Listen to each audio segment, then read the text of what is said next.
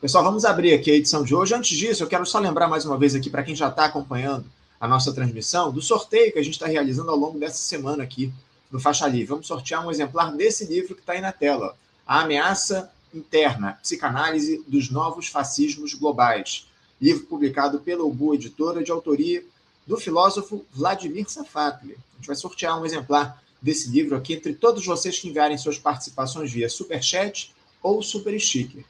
Manda aqui a sua participação, a sua contribuição para o nosso programa, Superchat ou Super Sticker. Todos que enviarem as participações estarão concorrendo a um exemplar desse livro. É só contribuir aqui com o canal via Superchat ou Super Sticker. Em qualquer valor, você automaticamente já concorre.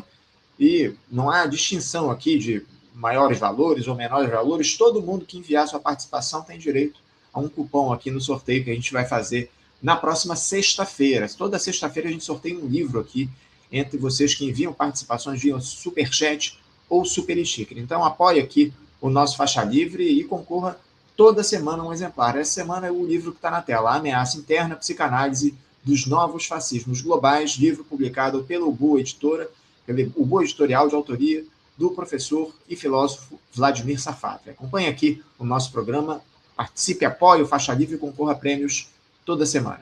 Pessoal, vou cumprimentar aqui já para dar início às nossas entrevistas do outro lado da tela, o historiador e professor aposentado de História na Universidade Federal do Rio de Janeiro, a UFRJ, Lincoln de Abreu Pena. Professor Lincoln Pena, bom dia. Bom dia, Anderson. Bom dia a todos os amigos aí do Faixa Livre. Professor, eu quero agradecer muito a sua presença aqui conosco mais uma vez no programa, viu, professor? Muito obrigado por o senhor estar aqui conosco, fazendo esse papo para falar um pouco sobre política, falar também sobre o lançamento do seu mais novo livro. Daqui a pouquinho a gente vai trazer aqui análise a respeito desse livro, enfim, o lançamento que vai acontecer hoje lá no Clube de Engenharia, aqui no centro do Rio de Janeiro. Mas antes, professor, eu quero abordar com o senhor essa situação envolvendo o cenário da política eleitoral aqui no nosso país. A gente está a menos de 6 meses de eleições presidenciais que serão para lá de complicadas. Não só por uma extrema-direita que segue mobilizada diante dessa figura agora chamada Flávio Bolsonaro, que é o filho do ex-presidente da República, Jair Bolsonaro, mas também pelos tropeços aí que o governo Lula vem tendo ao longo desses pouco mais de 3 anos e 4 meses, desses pouco mais de 3 anos e 3 meses de mandato. Governo que dialoga diretamente com a lógica neoliberal, que atende aos interesses do grande capital, com algumas mediações ali para a classe trabalhadora, algumas medidas que são, obviamente, importantes, não dá para negar a importância dessa isenção do imposto de renda para quem ganha até R$5.000, entre outras medidas, mas, por outro lado, parece que o governo dá uma no cravo, outra na ferradura. Corta ali recursos para benefícios sociais, o BPC, o salário mínimo, o aumento real do salário mínimo foi restringido por esse arcabouço fiscal, essa política de austeridade adotada pelo Fernando Haddad, que tem produzido uma série de resultados negativos para a população brasileira, e isso, obviamente, acaba refletindo na popularidade do governo, né? A gente vê aí o presidente Lula perdendo apoio ao longo dos últimos anos, aliás, ao longo dos últimos meses. Professor Lincoln, como é que o senhor vê o momento que o país atravessa, essa dificuldade que o governo tem enfrentado para chegar à classe trabalhadora, à base da pirâmide, enfim, como é que o senhor analisa esse quadro político e esses problemas que o Lula vem enfrentando? Bem, sempre quando a gente analisa uma conjuntura política no Brasil, a gente tem que estar correlacionando a conjuntura internacional. Não só porque a mundialização acabou se tornando uma realidade a partir do século XX, principalmente a partir da meados do século XX, logo após a Segunda Guerra Mundial, nenhum processo político nacional pode ser examinado localmente. Você tem que correlacionar com o que se passa no mundo. E, sobretudo, em países que, durante muito tempo, se situaram na zona periférica dos grandes centros das grandes potências internacionais. Essa eleição, particularmente, é absolutamente está absolutamente conectado com o quadro internacional. Em primeiro lugar, no plano interno, é a eleição mais importante de toda a República Brasileira, tendo em vista que ela vai definir os rumos, os caminhos do Brasil nesse século XXI, que é um século de grandes transformações, não só no âmbito político, institucional, mas também, e sobretudo nesse aspecto, no âmbito ambiental. Nós vamos enfrentar, e já estamos enfrentando, eventos extremos que vão se tornar recorrentes e cada vez mais agressivos ao longo desse século. Portanto, são dois desafios. De um lado, a questão do crescimento da desigualdade social, mundo afora, particularmente em países como Brasil, Índia e os grandes estados nacionais que enfrentam essa questão. E a questão ambiental, e o Brasil é parte integrante disso, tendo em vista os seus recursos naturais.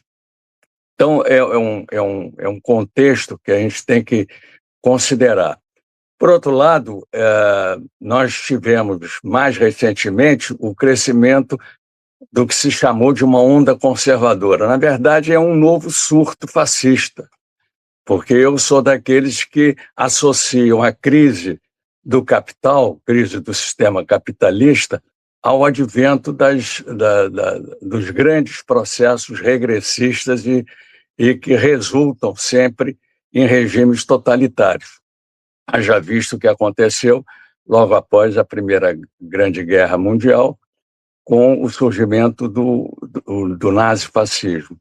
E após a Grande Depressão de 29 até 33, que também provocou o surgimento de uma potência fascista como foi a Alemanha, né? E a sua política expansionista. E, mais recentemente, a última crise de 2008, 2009, que está sendo também continuada, tem provocado um reforço, digamos assim, dessa linha intervencionista de caráter autoritário e neofascista, que, inclusive, resultou na criação de uma verdadeira internacional dessa nova direita fascistoide, que tem como principal ideólogo o Steve Bannon, que foi um dos arquitetos da eleição do Trump nos Estados Unidos. Então, nós temos essa conjuntura que, no Brasil, para as forças progressistas, as forças de esquerda, de centro-esquerda e democratas, enfim, é importante a união dessas correntes todas para um enfrentamento do inimigo principal, que é a possibilidade de nós termos um governo que vai adotar medidas cada vez mais antinacionais, quebrando a espinha dorsal da soberania nacional e, consequentemente, impondo restrições cada vez maiores às liberdades públicas e, portanto, à democracia. Então, é uma eleição que pode, inclusive, dependendo da caminhada do processo eleitoral, fazer com que a gente tenha novos confrontos, como aconteceu no 7 de outubro de 1934, a famosa Batalha da Praça da Sé, onde os integralistas, comemorando o 2º aniversário da fundação da da Ação Integralista Brasileira, comemoravam na Praça da Sé, e os antifascistas, na época, se opuseram a essa comemoração, né? E esses integralistas, alguns deles armados, acabaram vitimando 2 manifestantes nessa ocasião. o resultado dessa ação antifascista, que surgiu em grande parte também pela participação dos comunistas e socialistas,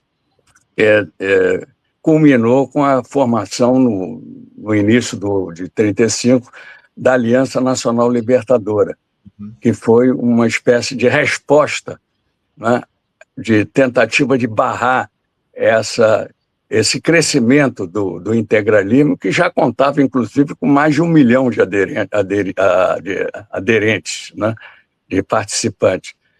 Então, essa nova, o que eu estou chamando de novo surto fascista, está se manifestando através da candidatura do 01, do bolsonarista, e que pode realmente criar uma situação de confronto durante o processo eleitoral e ameaça, quem sabe, até de eleição, porque é uma eleição que pode repetir o resultado da última eleição. Vai ser uma eleição disputadíssima, isso não tem a menor dúvida. Não tenha dúvida que vai ser uma eleição para lá disputada. Eu queria entrar justamente nesse debate, nessa discussão, viu, professor? Porque o governo do presidente Lula ele se construiu lá em 2022 como uma grande aliança, justamente com a intenção principal, com o objetivo principal de tentar isolar o bolsonarismo aqui no nosso país, mas parece que ele não conseguiu. Muito pelo contrário, eu diria. Parece que a extrema-direita, ela, de alguma forma, se dissipou, mas, em grande medida, acabou atraindo setores da dita direita tradicional que estavam, inclusive, com o Lula lá em 2022, naquela ampla aliança que foi construída.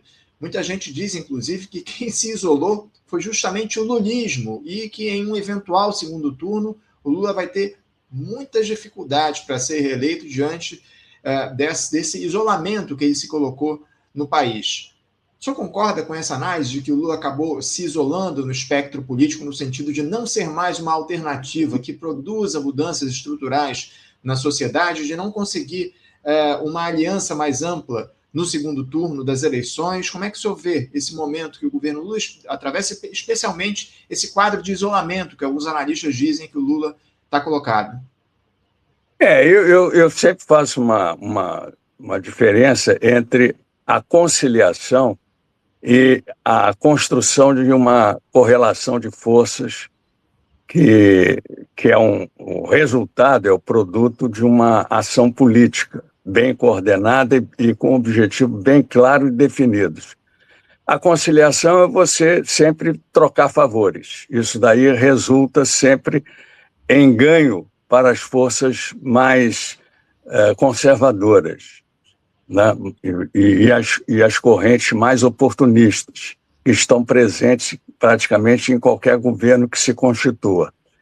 A outra coisa é você construir consensos que possam realmente estarem abrigados dentro de um programa de governo comprometido com determinados objetivos bem estratégicos e concretos. E eu acho que o que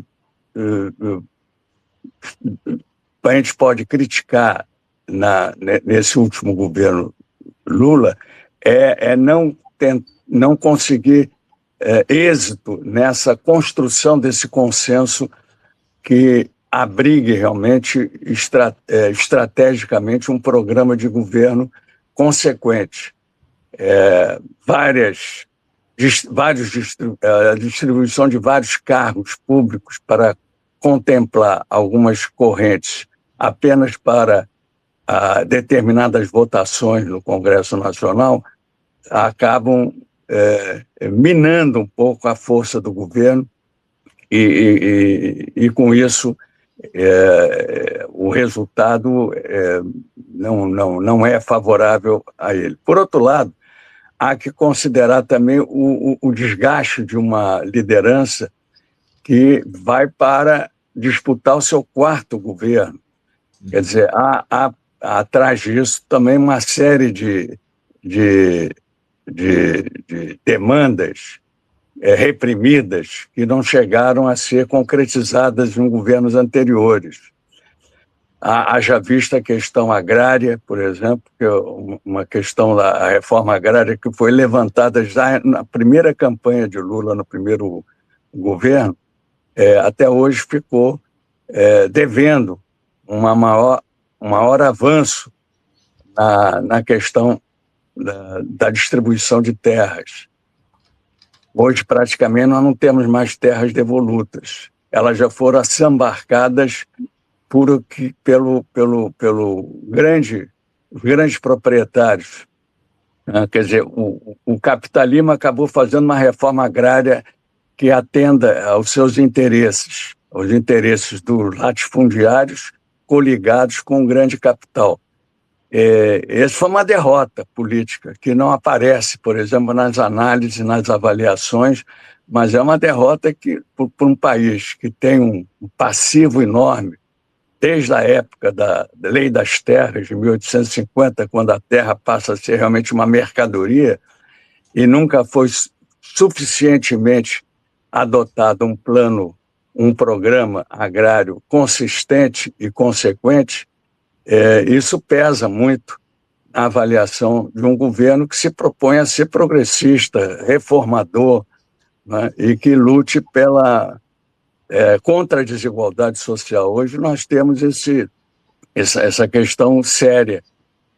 Então, eu acho que há isso sem falar na renovação política, quer dizer, eventualmente, se Lula não pudesse ser candidato, você não tem quadros de liderança nacional capazes de pegar o bastão e dar continuidade a essa linha programática, né?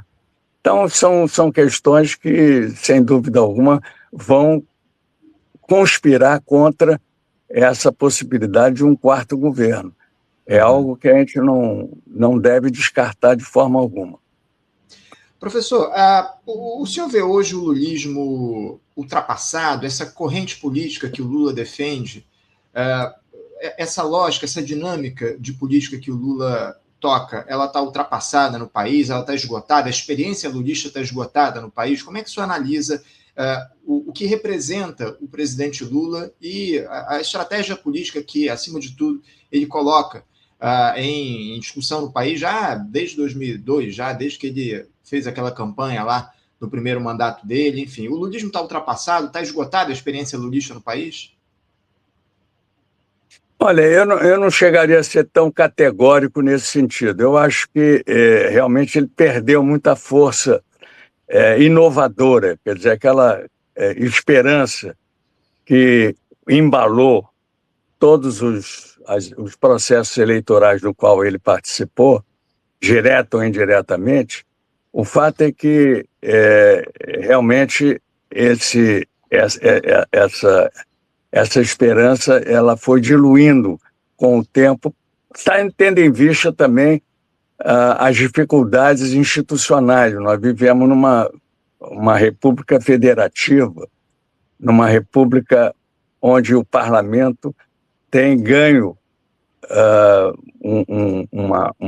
uma capacidade de pressionar os executivos e torná-lo, às vezes, em determinados momentos, refém dos seus interesses cartoriais, que dificulta realmente uma ação mais, digamos assim, positiva do ponto de vista da implementação de suas políticas. Existe, objetivamente, essa questão. Haja visto esse orçamento secreto, essas coisas que tomam do orçamento da União um pedaço não desprezível de valores que são distribuídos aleatoriamente, sem que haja um controle objetivo por parte, inclusive, do contribuinte, que nem sabe por que determinadas obras são atribuídas preferencialmente a determinados municípios e assim por diante. Então, nós temos uma série de falhas do ponto de vista da coordenação institucional. Quisera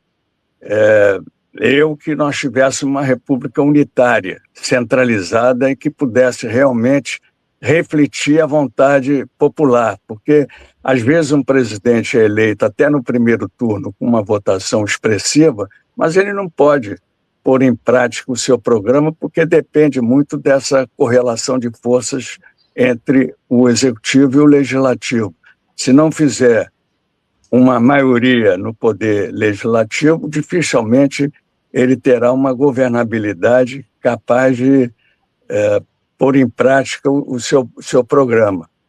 Isso é uma coisa que independe até da liderança de Lula ou de outros governantes.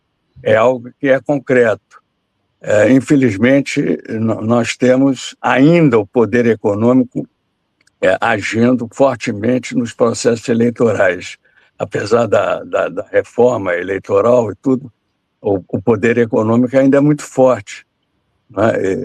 E com isso emperra muito qualquer iniciativa governamental.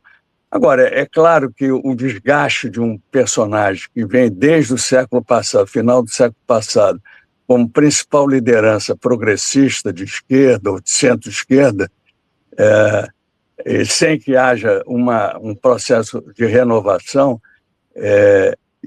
além do que conta com uma rede social que transformou o Lula num personagem a ser batido permanentemente, né?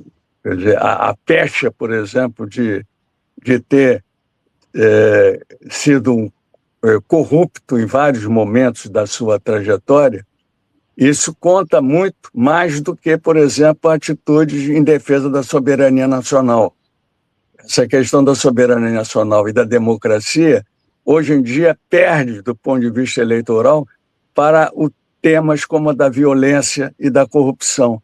Se você colocar na cabeça de um eleitor o que é mais importante, combater a corrupção e a violência ou defender o país e a sua soberania nacional e os valores democráticos e humanitários, ele certamente, a maioria da população mais desinformada, vai optar pela ação repressora das forças militares, haja vista a matança, o verdadeiro genocídio cometido lá no morro do Complexo do Alemão, pelo governo do estado do Rio aqui, com mais de 100 mortos, né?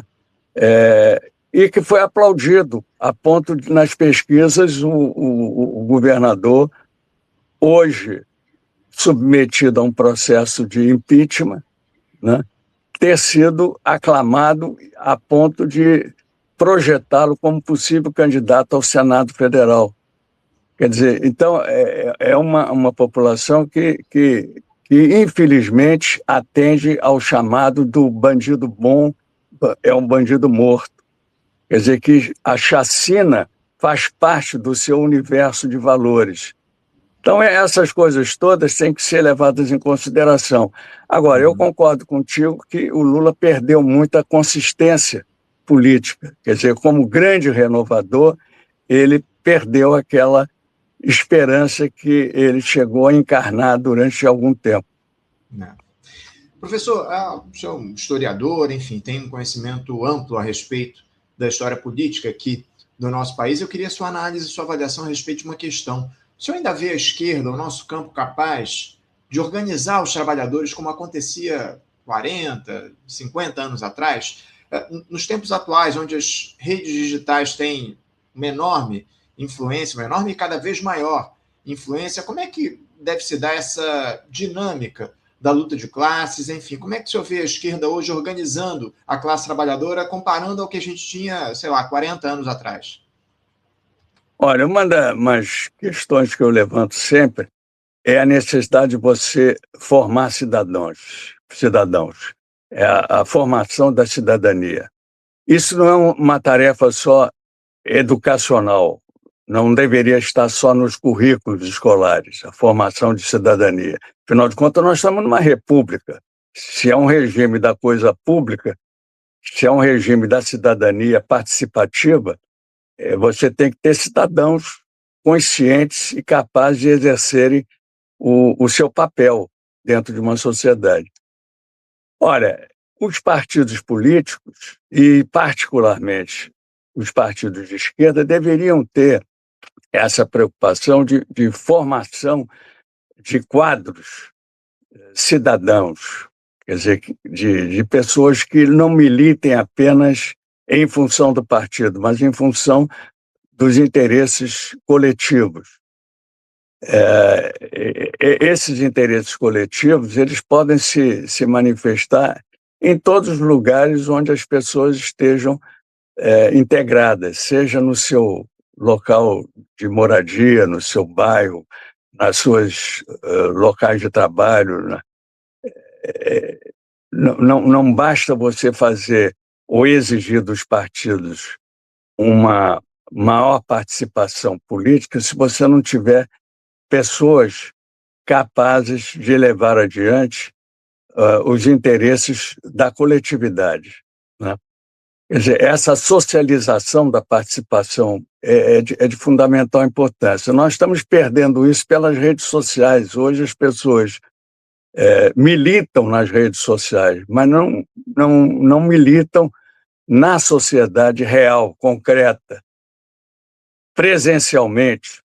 Haja vista as dificuldades de uma manifestação coletiva diante de grandes crimes que vêm ocorrendo na humanidade, verdadeiros crimes de lesa humanidade. Veja bem, mais recentemente, para pegar um exemplo bem amplo, as ações criminosas do governo dos Estados Unidos no Irã. Em qualquer sociedade melhor organizada, mais bem organizada, você teria que ter um repúdio massivo, como, aliás, chegou a acontecer em algumas cidades americanas contra a guerra do Irã. E nós temos essa grande dificuldade de mobilização. Se você não conseguir, através de uma formação de cidadania, conjugar os 3 verbos que eu acho que são fundamentais, que é, primeiro verbo, conscientizar. As pessoas têm que estar muito bem informadas e conscientes do seu papel de cidadão, do seu lugar de cidadão, sobretudo num processo de agravamento da luta de classes. Tem que saber o seu lugar, o que você está, juntamente com outras pessoas que coligam com você, com os mesmos interesses. Você tem que ter um mínimo de organização, de participação organizada, não espontânea e eventual. E a capacidade de se mobilizar. Quer dizer, se você não se conscientizar, não se organizar e não se mobilizar permanentemente, é difícil você mudar esse quadro. Você está refém dessas bolhas que a rede social produz, cada qual repetindo o que o outro já está sabendo, e que fica uma troca de ideias que não leva, às vezes, a lugar nenhum, senão ao fortalecimento, ao reforçamento dessas ideias, mas não tem consequência prática. Então, é um trabalho que vai levar algum tempo, mas a gente tem que quebrar essa lógica. Estava com o meu microfone fechado aqui, peço desculpas. São grupos que acabam falando para dentro das suas bolhas, né, professor? Eu tenho dito muito isso aqui no nosso programa, da dificuldade, especialmente que a esquerda tem de fazer o diálogo mais próximo com a classe trabalhadora. Eu estava até conversando outro dia, nosso camarada, uma figura que o senhor conhece bem, o Paulo Passarinho, a respeito disso. Paulo Passarinho, ex-apresentador aqui do nosso programa, estava falando com ele sobre essa dificuldade que a gente tem de fazer o diálogo mais próximo com a classe trabalhadora e de mobilizar as pessoas nas ruas, né? Isso também se dá muito por conta dessa dinâmica de trabalho absurda que há no país, um quadro de precarização onde as pessoas têm que trabalhar cada vez mais para conseguir manter ali um mínimo de dignidade, enfim, colocar comida na mesa. As pessoas estão absolutamente esgotadas de todo esse quadro de superexploração do trabalho que a gente tem no nosso país, e isso acaba influenciando também até na própria militância desses trabalhadores. É uma questão difícil que a gente precisa enfrentar, acima de tudo, um dilema que a esquerda precisa superar e encontrar alternativas para, de fato, conseguir mobilizar os trabalhadores para além das redes, sair desse diálogo que há dentro das próprias bolhas e ampliar um pouco o debate. Eu, pelo menos na minha avaliação, esse debate, essa discussão tem de ser feita nas ruas, nas praças, convocando o povo para debates, para discussões, enfim. Eu acho que, de alguma forma, a gente precisa voltar para a rua, né, professor? Sem dúvida. Afinal de contas, a praça pública, as ruas, elas sempre foram o ambiente natural das forças progressistas. Elas é que precisam estar conectadas com a população, sobretudo a população mais carente. Você vê que essas áreas mais carentes hoje estão sendo dominadas pelas organizações criminosas, que tornam reféns os seus moradores e acabam eles sofrendo duplamente pela ação criminosa dessas organizações e, por outro lado, pela repressão policial que não distingue quem é bandido ligado ao crime organizado e quem é cidadão trabalhador e que, infelizmente, tem que conviver com esse quadro de permanente sobressalto, de violência, tanto dessas organizações de crime organizado como do Estado, né? Que não protege essas populações, ao contrário, criminalizam todos como se fossem parte integrante de uma mesma organização. Então, é difícil, por exemplo, você penetrar em determinados redutos populares, como antigamente se fazia na Zona Oeste.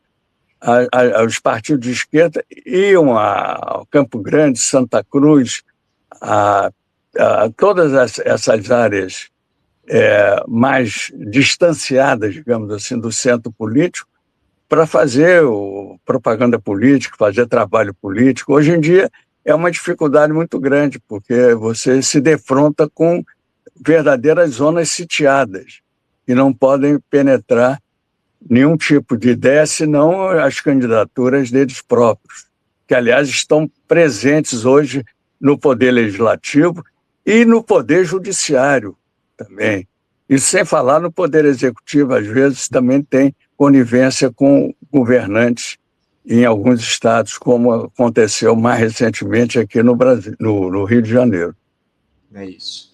Professor, eu queria já avançar aqui o nosso papo para tratar de um tema que está no debate público ao longo dessas últimas horas, eu diria, essa prisão lá nos Estados Unidos pela Polícia de Imigração do Donald Trump, tal do ICE, do ex-diretor da Agência Brasileira de Inteligência, ABIN, ex-delegado de Polícia Federal, condenado por tentativa de golpe de Estado, Alexandre Ramagem. Mais uma vez foi preso ontem, estava em situação ilegal lá nos Estados Unidos, foragido desde setembro do ano passado da Justiça Brasileira, quando fugiu do país e entrou clandestinamente nos Estados Unidos. Condenado teria sido detido após uma infração leve de trânsito. Agora parece que esse foi apenas um argumento utilizado ali pelos policiais para realizar essa prisão. A operação ela já vinha sendo articulada pelas autoridades dos dois países há meses, pelo menos é o que diz a Polícia Federal. Aliás, a PF está organizando ali os trâmites para a deportação do Ramagem aqui para o país. O STF já entrou com pedido de deportação, mas o ex-deputado também pediu asilo político nos Estados Unidos. Ambos esses casos, esses pedidos aí estão sendo analisados pela justiça por lá. Curioso, professor, que o Ramagem tenha fugido para os Estados Unidos por Trump ser aliado do Jair Bolsonaro e agora ele pode ser deportado depois de ser preso pela Polícia de Imigração criada pelo próprio Trump, né? Exatamente. Bom, em primeiro lugar, é uma vitória da diplomacia brasileira e da Polícia Federal. E uma grande derrota, no caso aí do bolsonarismo e a sua suposta influência junto ao governo Trump, que se algum momento teve, dessa vez não conseguiu lograr êxito. Tanto que um dos seus quadros fugitivos da pena submetida, que foi, parece que de 16 ou 17 anos, foi, portanto, devidamente aprisionado e com uma possibilidade real de extradição. Ao mesmo tempo, também reflete a fragilidade do governo Trump hoje em dia, e perdeu muita consistência política, ele está quase que isolado, a opinião pública norte-americana está francamente contrária à sua política externa e até mesmo à sua política interna. O ICE, essa organização criada, sofreu já algumas derrotas políticas do ponto de vista da truculência da sua ação, no caso dos imigrantes, né, expulsos dos Estados Unidos. E ele tem, ainda esse ano, uma eleição parlamentar que parece que tem a possibilidade de resultar numa derrota política dos republicanos, alguns dos quais já estão fazendo oposição ao Trump, né? Hoje mesmo estava lendo no jornal que corre nos Estados Unidos a hipótese do Trump estar sendo vítima de uma queda das suas faculdades mentais. Tanta barbaridade que ele está a dizer que muita gente já está suspeitando em relação à sua capacidade de governar os Estados Unidos, sobretudo num momento tão crucial como esse, onde a China assume a liderança natural, tanto no plano econômico como no plano político. Hoje o grande equilíbrio mundial é a China. Então, é um quadro que favorece eleitoralmente, no caso, ao Lula, mas é, sobretudo, um grande baque no caso da candidatura bolsonarista. Sem dúvida alguma, é um baque enorme para essa candidatura do Bolsonaro para as eleições de 2026. Bolsonaro, obviamente, Flávio Bolsonaro. Só para deixar claro aqui para os nossos espectadores, eu só chamo esse sujeito de Bolsonaro, não chamo ele de Flávio, não, porque a gente precisa demonstrar de uma vez por todas o que essa figura representa. Então, eu só vou chamar esse cidadão de Bolsonaro, que é exatamente o que ele é e os valores que ele representa, acima de tudo. O Flávio Bolsonaro representa apenas o projeto político do pai dele. Agora, ainda falando sobre Donald Trump, professor, o presidente dos Estados Unidos, ele anteontem, na verdade, criticou o Papa Leão XIV, chamando o pontífice de fraco e péssimo em política externa. Isso depois daquele fracasso nas negociações pelo fim da guerra lá no Oriente Médio com o Irã, mais uma rodada de negociações que fracassou lá no Paquistão. O pontífice respondeu dizendo que não tem medo do governo Trump. Só lembrando aqui que o Papa Leão XIV é estadunidense, nascido lá nos Estados Unidos, enfim. Professor, eu queria ouvi-lo a respeito dessa crítica que o Donald Trump fez ao Papa Leão XIV, essa resposta do Sumo Pontífice, esse clima que surge aí entre essas rusgas aí, que não vem de hoje, né? Já desde o início lá do papado dele, o Leão XIV já se colocava contrário a essa política adotada pelo Donald Trump, né?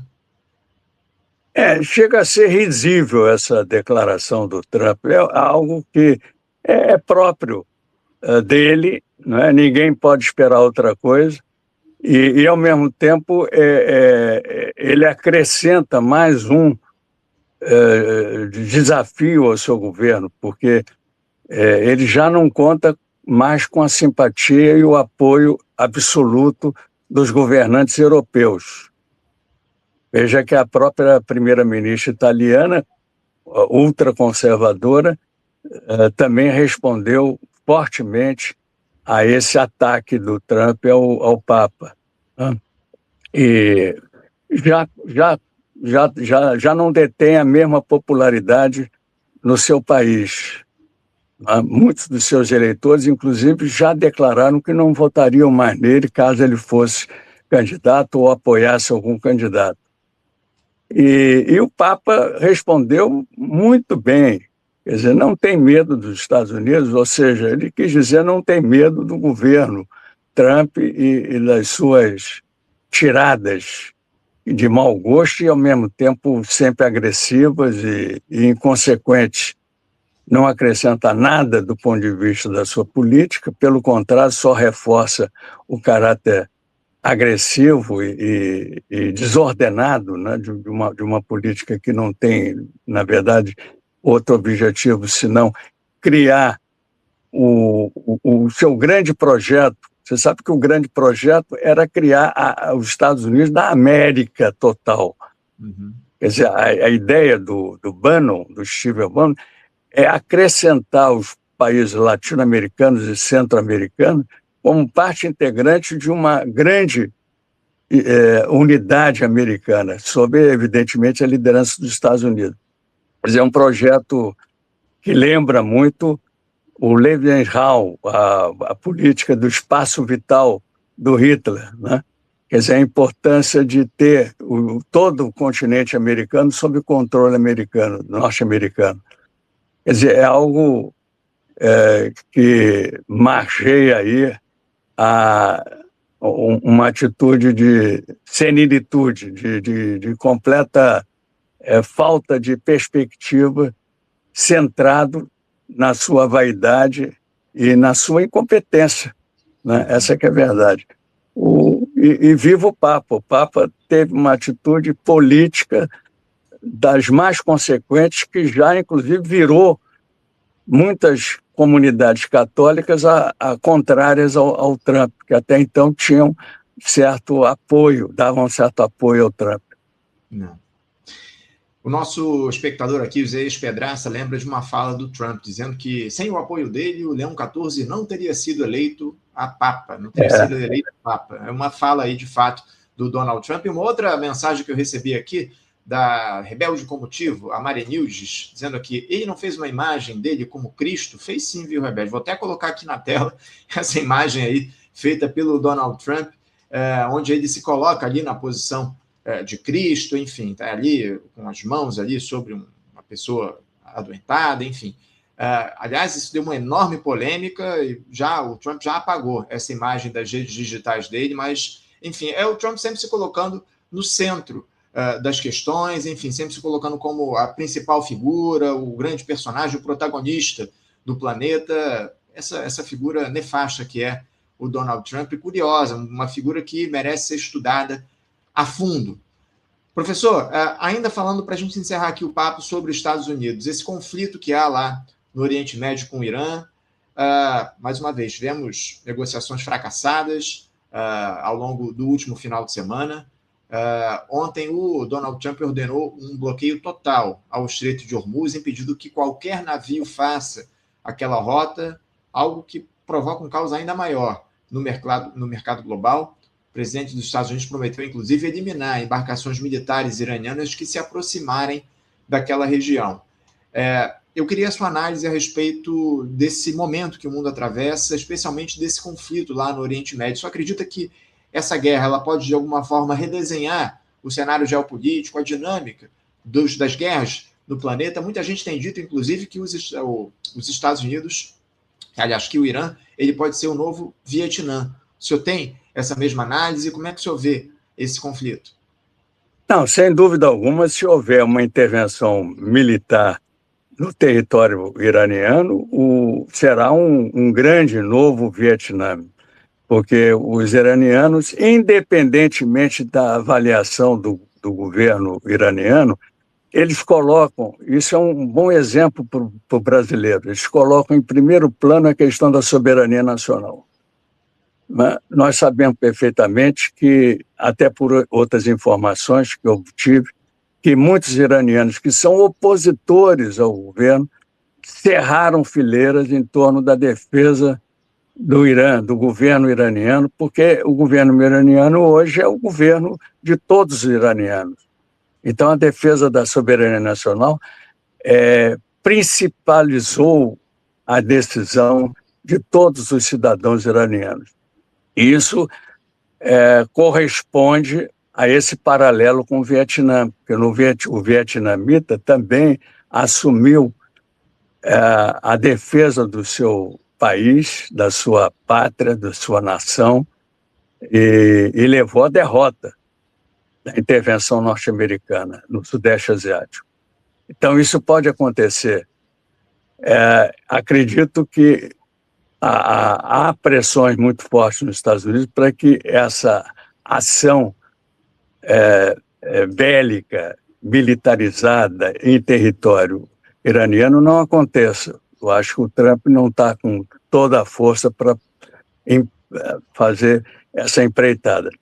Agora, quanto ao Estreito de Hormuz, eu acho que eles vão chegar a uma negociação, porque é perda dos dois lados, é uma dificuldade também dos Estados Unidos de bloquear embarcações de outras nações no território. Isso vai criar um problema sério para a política norte-americana com essas nações, principalmente as nações europeias, e envolve também o interesse da China, que também precisa da chegada de petróleo pelo Estreito de Hormuz.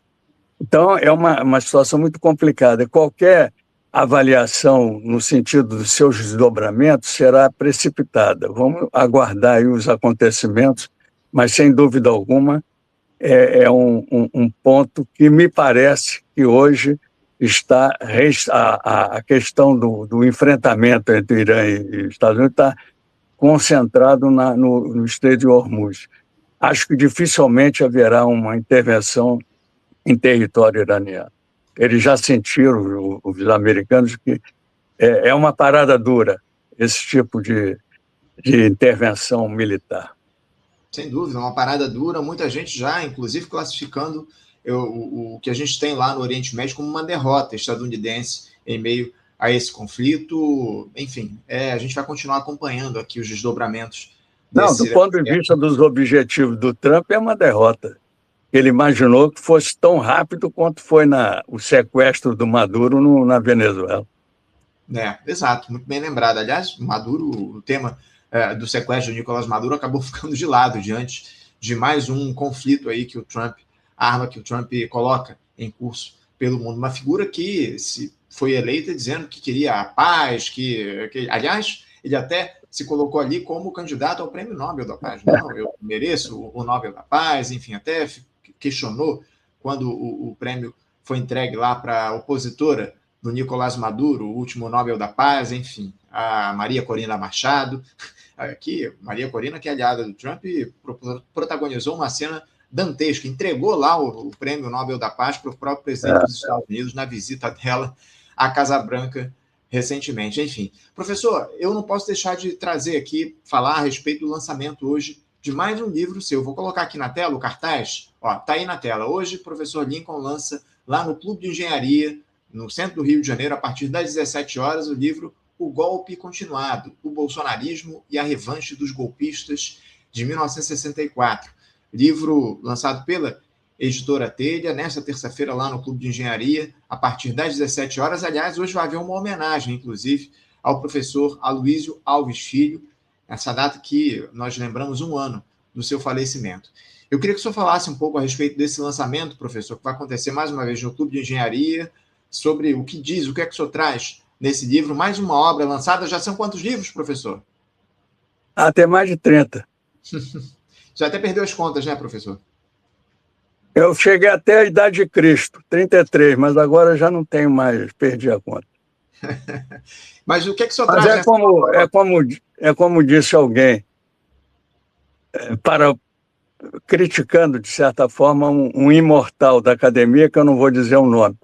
Não, ele tem muitos livros, mas nenhuma obra. Isso se aplica a mim.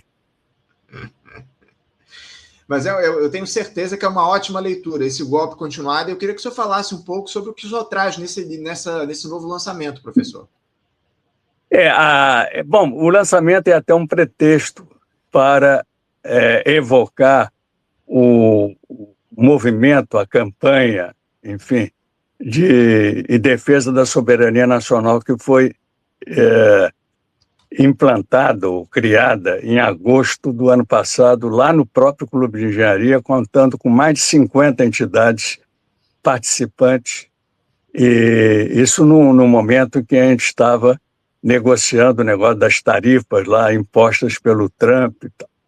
E ao mesmo tempo, as ameaças, né, do Trump na Groenlândia, na Canadá, transformar o Golfo do México em Golfo americano, sei lá, e essas coisas todas.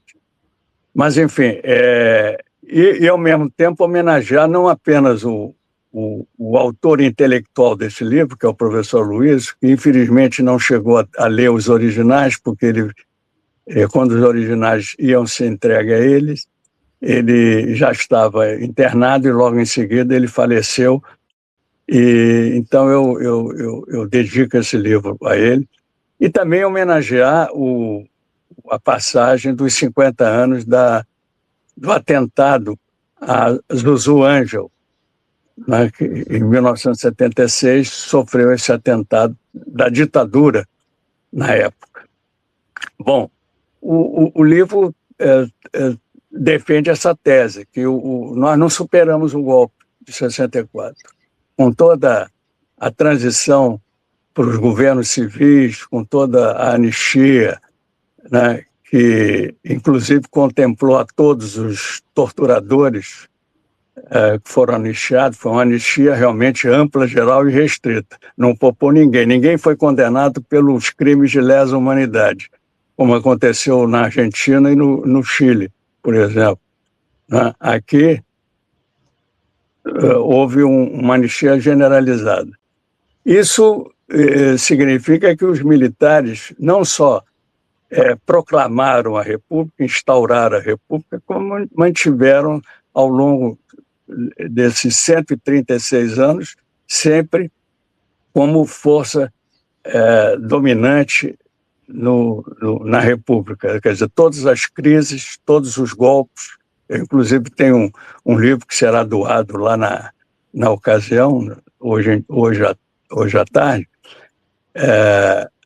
a quem adquirir naturalmente o golpe continuado, que é a República dos Golpes, em que eu registro as dezenas de golpes que ocorreram ao longo desse nosso período republicano, a começar com o golpe da República, que não deixou de ser um golpe, embora um golpe progressista, na medida em que substituiu o regime dos súditos pelo regime dos cidadãos. Mas, enfim, então o primeiro capítulo é os militares e o protagonismo político. Né? Um breve apanhado sobre isso. Depois eu trato da gestação do golpe de 64, como é que esse golpe teve, mais do que qualquer outro, uma participação ativa e direta dos Estados Unidos. Depois eu falo da pulsão do ódio, que é uma característica inerente aos movimentos fascistas. Eles não trabalham com argumentos, eles trabalham com ódio e com a eleição de inimigos da pátria, onde o comunismo, por exemplo, é visto como um terrorismo. Né? Depois eu trabalho com a narrativa do golpe, que está presente no livro Orville, que é o Orville é o contrário de livro, né? Que é uma tentativa de contestar todas as críticas relativas às truculências do regime militar, mostrando que, e aí tem um outro capítulo que é mostrando que as esquerdas já derrotadas militarmente estão apelando agora para a via cultural, é o que eles chamam de marxismo cultural. Quer dizer, que na verdade foi um conceito criado nos Estados Unidos para exatamente demonstrar o perigo, entre aspas, do comunismo, de fazer a cabeça das pessoas contra a democracia, quando, na verdade, o antídoto da democracia é o próprio capitalismo. São duas coisas que não combinam. Capitalismo e democracia não combinam. É impossível num regime capitalista, um regime de acumulação de capital e da criação de um contingente social excluído, miserabilizado, você ter a presença da democracia. É uma democracia de fachada. Depois eu falo também da política e a relação com a religião, quer dizer, como é que a religião e os religiosos são arrebanhados para formar essa massa de manobra do bolsonarismo. Depois eu trato rapidamente do significado do bolsonarismo Finalmente, o último capítulo, que é o que fazer. Quer dizer, diante da reaparição do fascismo, né? E incluo mais uns adendos, que são artigos meus que tratam dessa questão, como a Festa da Selma, a Batalha da Sé, que eu me mencionei hoje, e o Crime e Castigo, que é exatamente o julgamento. É um apanhado sucinto, não tem nada de novo, tudo que está descrito aí, certamente quem acompanha a política brasileira está sabendo das coisas, mas é bom resumir isso e, sobretudo, levar esse livro para novas gerações conhecerem o que aconteceu no Brasil desde 64 para cá, principalmente. Não tenha dúvida, uma leitura obrigatória do livro que está aí na tela, O Golpe Continuado, o Bolsonarismo e a Revanche dos Golpistas de 1964, lançado pelo professor Lincoln de Abreu Pena, hoje lá no Clube de Engenharia, que fica na Avenida Rio Branco, número 124, no 20º andar, no centro do Rio de Janeiro, a partir das 17 horas. Também uma homenagem ao professor Aloysio Alves Filho, hoje que a gente lembra um ano do seu falecimento, livro lançado, inclusive, pela editora Telha. O livro já pode ser adquirido no site da editora, professor? Onde é que as pessoas no site da editora. Em algumas livrarias, talvez já esteja também já presente. Uhum. No site da editora, o livro já à venda, e também lá no lançamento. Quem estiver lá presente no lançamento pode comprar com o senhor a obra, né? Ainda ganha um livro um desses 4 livros que eu editei, que eu tenho aqui ainda como sobra. São poucos, mas, de qualquer maneira, fica como um brinde para quem adquiriu o livro, que é o República dos Golpes, a República dos Manifestos Militares, a República em Insurgências e o Cabo, Capitão e o Capital, que é um paralelo que eu faço do cabo austríaco Hitler com o nosso capitão Bolsonaro, ambos relacionados com a dinâmica do capital.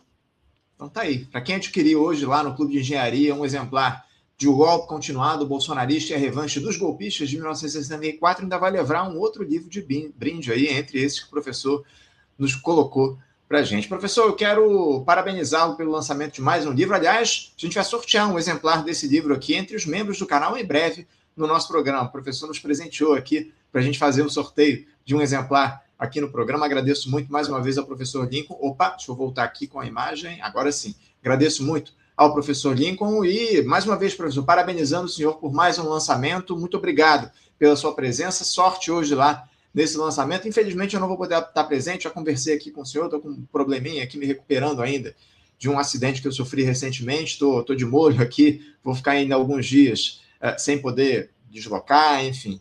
Mas, de toda forma, agradeço muito ao senhor. Desejo aí um bom lançamento hoje lá no Clube de Engenharia, a partir das 17 horas, dessa sua nova obra. E em breve a gente volta a conversar aqui no programa. Eu que te agradeço, Anderson, e desejo pronta recuperação aí, para a gente se encontrar. Em breve estaremos juntos. Obrigado, professor, pela participação. Bom lançamento mais tarde. Até a próxima. Até a próxima. Conversamos aqui com Lincoln de Abreu Pena. Lincoln de Abreu Pena, que é historiador, também professor aposentado de História da Universidade Federal do Rio de Janeiro, a UFRJ, comentarista histórico nosso aqui no Faixa Livre. Muitos anos conversa com a gente no programa, lançando mais um livro. Aqui, eu vou colocar na tela novamente. Está aí para você esse livro. O Golpe Continuado, o Bolsonarismo e a Revanche dos Golpistas de 1964, livro lançado pela editora Telha, que vai ser hoje o lançamento lá no Clube de Engenharia, no centro do Rio de Janeiro, Avenida Rio Branco, número 124, 20º andar, a partir das 17 horas, bate-papo ali com o professor Lincoln a respeito dessa obra. Quem puder estar lá no Clube de Engenharia, faço questão aí de recomendar a ida lá e acompanhar esse debate que vai acontecer lá a respeito do lançamento desse mais novo livro do professor Lincoln Pena.